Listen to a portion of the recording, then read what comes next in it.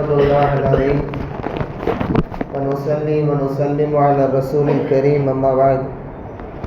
قال الله تعالى في كلامه القديم والفرقان الحميد: أعوذ بالله من الشيطان الرجيم، بسم الله الرحمن الرحيم. تلك حدود الله فلا تقربوها. صدق الله العظيم. وقال سيدنا مولانا محمد صلى الله عليه وسلم في حديثه الشريف: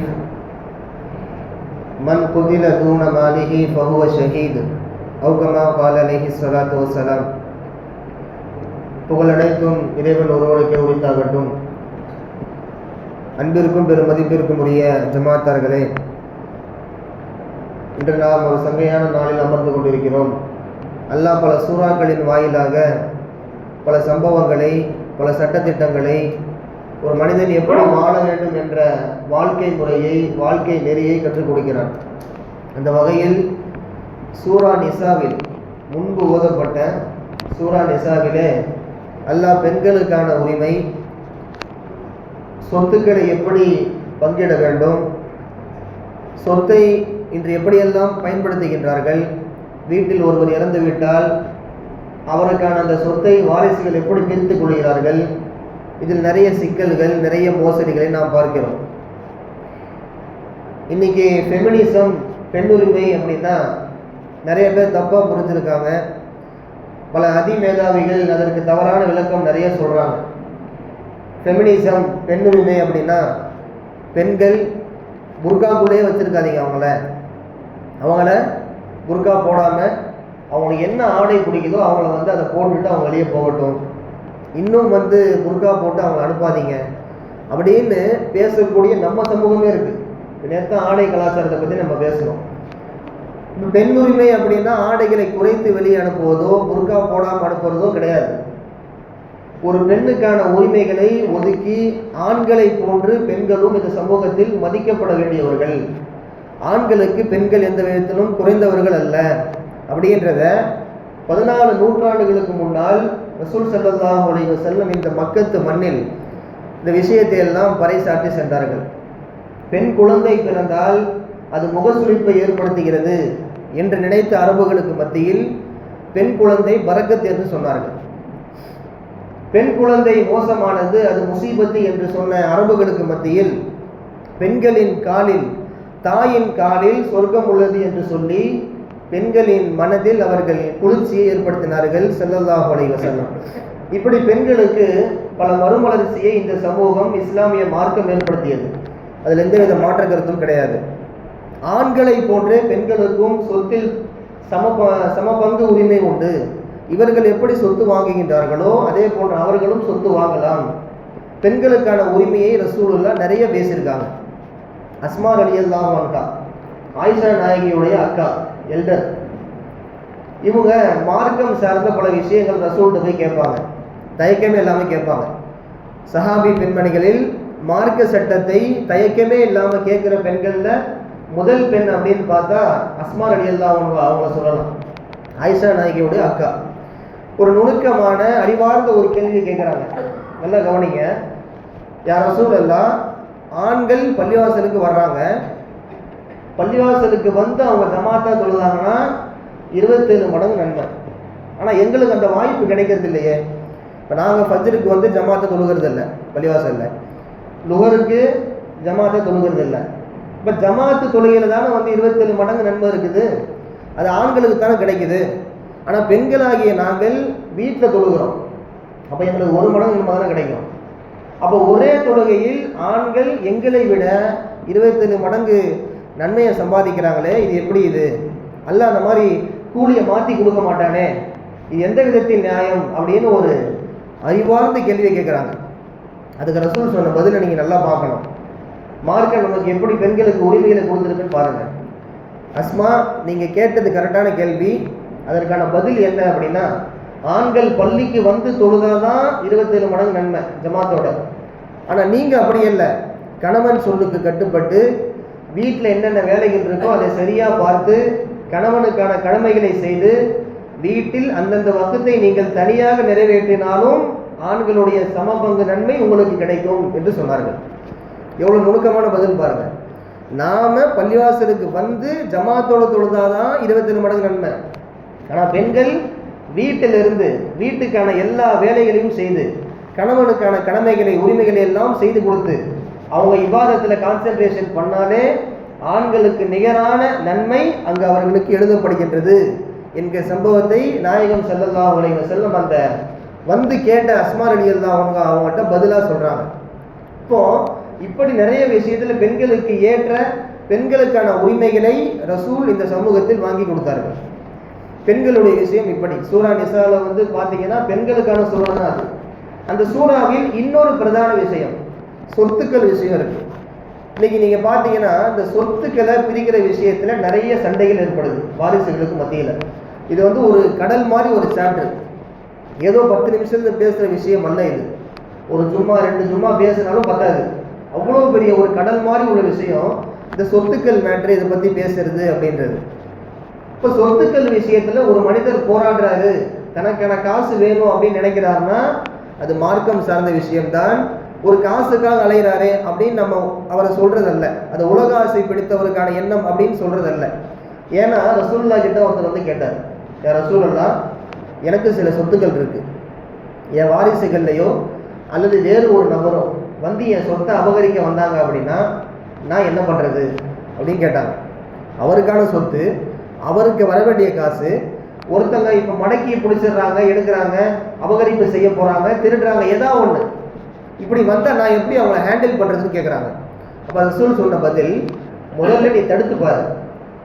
அவர் கேட்கலையா, அக்கம் பக்கத்து வீட்டார்கிட்ட நீ சொல்லி உதவி தேடு.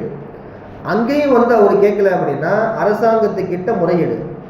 அங்கேயும் ஃபெயிலியர் அப்படின்னா அவரோடு நீ சண்டை போடு. உன் சொத்து உன் பணத்தை ஒருத்தர் எடுக்க வந்தாரு அப்படின்னா நீ இதையெல்லாம் பண்ணுப்பான்னு சொல்கிறாங்க ரசூலுல்லாஹ். பண்ணிட்டு லாஸ்ட்டில் சண்டை போட்டுட்டாங்க.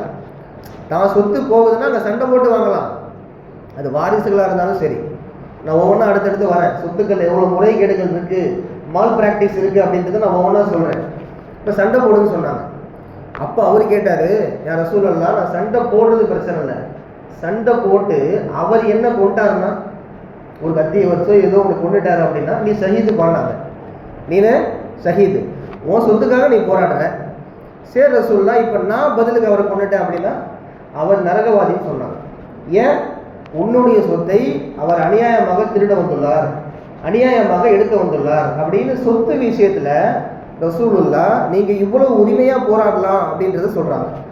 இப்போ சூரத்து நிசாவில் பல ஆயத்துக்கள் நமக்கு சொல்ல வருகின்ற விஷயம் என்ன அப்படின்னா, இப்போ ஒருத்தர் இறக்குறாரு, வீட்டில் ஒரு தந்தை இறந்துட்டாருன்னா இப்போ இவருக்கு கீழே பல வாரிசுகள் இருப்பாங்க, ஒரு 3 வாரிசு இருக்காங்க வச்சுப்போமே.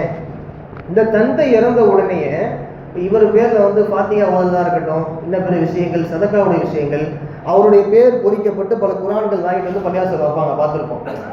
வீட்டில் ஒரு தந்தை இறக்குறாருன்னா என்ன பண்ணுவாங்க, தந்தையோ அம்மாவோ இறந்துட்டாங்கன்னா அவருடைய பேர் போட்டு இவர்களுக்காக துவா செய்யவும் பார்த்துருப்பீங்க, நிறைய குரான்லாம் இருக்கும். இப்போ இந்த மாதிரி குரான்லாம் வாங்குற பணம் இருக்கு இல்லையா, இது அந்த தந்தையுடைய அவர் விட்டு போன காசுலேருந்து எடுத்து நாம் செலவு செய்யக்கூடாது. இது நிறைய பேருக்கு தெரியறதே இல்லை.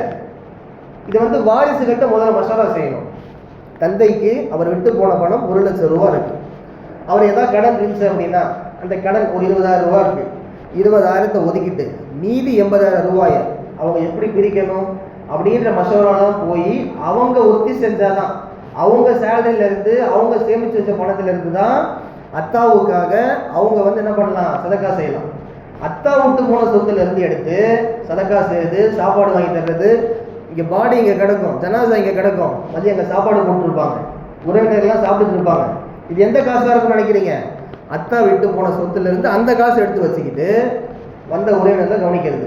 இது வந்து மார்க்க ரீதியாக கூடுமானக்கூடாது.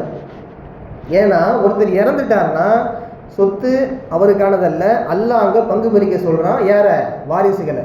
இப்போ வாரிசுகள் பங்கீடு தான் இங்கே முக்கியம். அத்தாவுக்கு செய்யக்கூடிய அந்த சதக்கா விஷயங்கள் எல்லாம் அவங்க காசுல இருந்து சொத்து பிரித்த பின்னாடி அவங்க சேர்ந்து இவ்வளோ செய்யலாம் அத்தாவுக்காக அப்படின்னு செய்கிறது வேற. இப்படி ஒரு விஷயம். அடுத்து ஒருத்தர் இறக்குறாரு, இப்போ இறக்கிறதுக்கு முன்னாடி ஒரு மகனை கூப்பிட்டு சொல்கிறாரு, பா இந்த லேண்டு உனக்குப்பா, அத்தா வந்து இறந்துட்டாங்கன்னா என் காலத்துக்கு பின்னாடி நீ வச்சுக்கோ அப்படின்னு ஒரு லேண்டையோ ஒரு வீடையோ அந்த கை காட்டு போயிடுறாரு. அன்பளிப்பாக நான் உனக்கு தரேன். அந்த மகன் ரொம்ப ஃபேவரட் அவருக்கு, வச்சுக்கோங்களேன், ரொம்ப பிரியமான மகன். அந்த மகனுக்கு இவர் இப்படி சொல்லிட்டு போயிட்டார். இப்போ அத்தாவும் இறந்துட்டார். அந்த மகன் ஓடோடி வந்து என்ன சொல்றாரு, அத்தா உயிரோடு இருக்கும்போது சொன்னாங்க இந்த லேண்டு உனக்குத்தான் சொன்னாங்க, அதனால் நான் எடுத்துக்கிறேன் அப்படின்னு இவர் சொன்னார்னா அந்த வாரிசுகள் ஒத்துக்க மாட்டாங்க. அவங்க ஒத்துக்கவும் தேவையில்லை. அந்த வாரிசுகள்கிட்ட மசோரா பண்ணணும். அத்தாவே சொல்லிட்டு போனாலும் சரி, அன்பளிப்பாக கொடுக்குறேன் அப்படின்னு சொல்லிட்டு போனாலும் சரி, அவர் இறந்த பின்பாக அந்த லேண்டோ அந்த வீடோ இந்த 3 வாரிசுகளும் சேர்ந்து பங்கீடு செய்வார்கள். இதை கவனிக்கணும். அத்தா எனக்கு சொல்லிட்டு போயிருக்கிறாங்க, அத்தா எனக்கு சொல்லிட்டு போயிருக்கிறாங்க, நான் எடுத்துக்கிறேன் அப்படின்னு வந்து ஒருத்தர் பேசுறது சரியான முறை அல்ல. மார்க்கம் எதிர்க்குது. அதை வாரிசுகள்லாம் சேர்ந்து சொல்றாங்கன்னா அது வேற, அண்ணனுக்கு விட்டு கொடுத்துடலாம், தம்பிக்கு விட்டு கொடுத்துடலாம் அப்படின்னு இவங்க சொல்றது வேற. அவர் வந்து உரிமை கொண்டாடுறது தப்பு. இது ஒண்ணு. நிறைய விஷயம் இருக்கு. அடுத்து ஒண்ணா சொல்றேன். ஒரு சில நிமிடங்களுக்கு முடித்துக் கொள்கிறேன். இப்போ தந்தை இறக்குறாரு. அவர் இறக்கின்ற பொழுது யாருக்கெல்லாம் சொத்து போகும் பேசிக்கா அப்படின்னா மனைவிக்கு போகும். இவருடைய பிள்ளைகள் ஆண் வாரிசோ பெண் வாரிசோ 2 பேருக்கும் போகும். இவருடைய தாய் தந்தை பெற்றோருக்கு போகும். அப்ப தாய் தந்தை மனைவி இவருடைய வாரிசுகள் ஆண் பெண் இவங்களுக்குலாம் சொத்து போகும். சரி, இப்போ இன்னொன்று பார்ப்போம். மையத்து இருக்கு, இறந்தவர் தந்தை. இவருக்கு ஆண் வாரிசோ அல்லது இவருக்கு தந்தையோ இருந்தாங்க அப்படின்னா நல்லா கவனிக்கணும். மையத்துடைய ஆண் வாரிசு அல்லது மையத்துக்கு தந்தை இருந்துட்டாங்க அப்படின்னா இப்போ இந்த மையத்துடைய சொத்தில் யார் உரிமை கொண்ட முடியாது அப்படின்னா இந்த மையத்துக்கு தாத்தா இருக்கார்ல அவரும் இந்த மையத்துக்கு உடன்பிறப்பு இருக்காங்கல்ல, அதாவது இந்த ஆண் வாரிசுகளுடைய பெரியத்தா பெரியம்மா வராங்களா இல்லையா, இவங்கெல்லாம் உரிமை கொண்டாட முடியாது. முதல் உரிமை யாருக்கு தான்?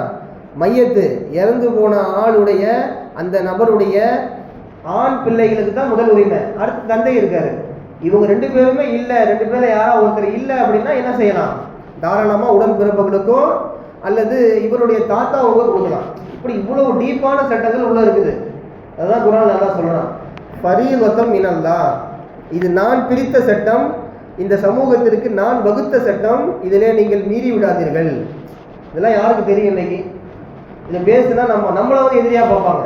குர்ஆன்ல தெளிவா இருக்கு, தில்க ஹுதூதுல்லாஹி ஃபலா தக்ரபூஹா, அல்லாஹ்வின் சட்டத்தை நீங்கள் மீறி விடாதீர்கள், மீறினால் நீங்கள் பாவியாக ஆகிவிடுவீர்கள். லாஸ்ட்டாக ஒன்று சொல்லி முடிச்சுக்கிறேன். பார்த்தா இறந்துட்டாங்க அப்படின்னா இறக்க போகும்போது ஒரு 5 வாரிசு இருக்கிறாங்க. அதில் ஒரு வாரிசு சொல்லிடுறாரு, 4 பேர் நீங்கள் பிரித்து எடுத்துக்கோங்க, எனக்கெல்லாம் வேணாம் அப்படின்னு சொல்லிட்டாலும் முறை என்ன தெரியுமா? மார்க்கம் சொல்லுது 5 பங்கா தான் போடணும். 5 பங்கா. இப்போ 5 லட்சம் இருக்குது அப்படின்னா ஆளுக்கு 1 லட்சம் கையில் வச்சிடணும். ஆண்களுக்கு 1 லட்சத்தை வச்சுட்டு அதுக்கப்புறம் அவர் யாருக்கு பிரித்து கொடுக்குறாரோ அவர் இஷ்டம்.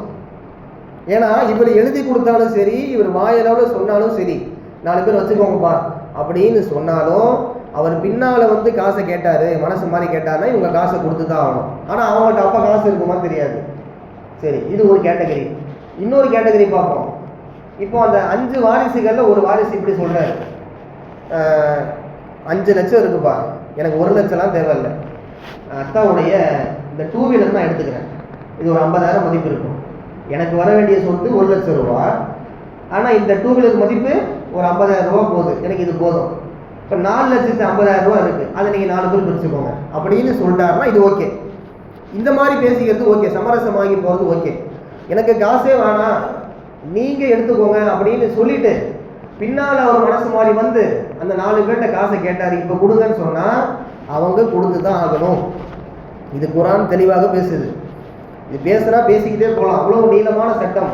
சூரா நிசாவில் தவிர்க்க முடியாத சட்டம் அப்படின்றதுனால ஒரு சில சட்டங்களை உங்களோடு நான் இன்று பகிர்ந்து கொண்டேன். இன்றைக்குரிய மக்களே, இப்படிப்பட்ட சொத்து விஷயத்தில் நாம் கொஞ்சம் கவனம் எடுத்து அல்லாஹ் ரசூலுக்காக, ஏன்னா எந்த வீட்டில் சொத்துக்களை கரெக்டாக பிரிக்கிறாங்களோ அந்த வீடும் சரி, ஜக்காத்தை கரெக்டாக கொடுக்குறாங்களோ அந்த வீடும் சரி, அல்லாஹ்ட்ட முழுமையாக பாதுகாப்பு பெற்ற வீடாக இருக்கும்.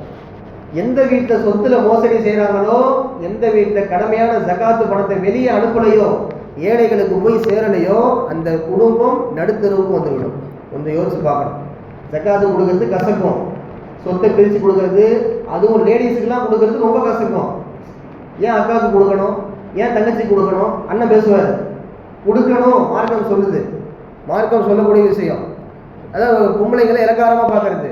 அவங்க ஒரு ஆண்களுக்கு கீழே இருக்கிறாங்க, ஏன் அவங்களுக்கு கொடுத்துக்கிட்டு? அல்லாஹ் கொடுன்றான். ஆக இப்படிப்பட்ட சொத்து பங்கீட்டை அழகான இந்த ஜக்காத்து முறைகளை சரியாக பேணி மார்க்கத்தில் சட்டங்களை பின்பற்றி வாழக்கூடிய தௌஃபீக்கை வல்ல இறைவன் உங்களுக்கும் எனக்கும் தந்தர்கள் புரிவானாக. வாஹிரு தஅவானா அல்ஹம்துலில்லாஹி ரப்பில் ஆலமீன். அஸ்ஸலாமு அலைக்கும் வரஹ்மத்துல்லாஹ்.